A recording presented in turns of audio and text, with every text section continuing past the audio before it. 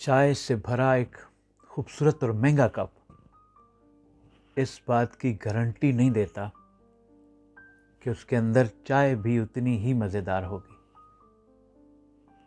जितना खूबसूरत वो कप है। बिल्कुल इसी तरह एक बड़ी और ख़ूबसूरत सी गाड़ी से उतरने वाला एक खुश लिबास शख्स ज़रूरी नहीं कि अंदर से भी उतना ही खूबसूरत हो जितना उसका दिखलावा और पहनावा है।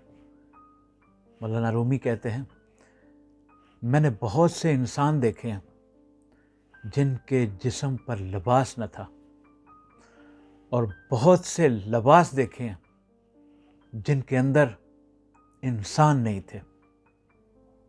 हर चमकने वाली चीज़ सोना नहीं होती। ज़ाहिरी चमक दमक अक्सर धोखा देती है। हकीकी खूबसूरती और अज़मत इखलाक और किरदार से नज़र आती है।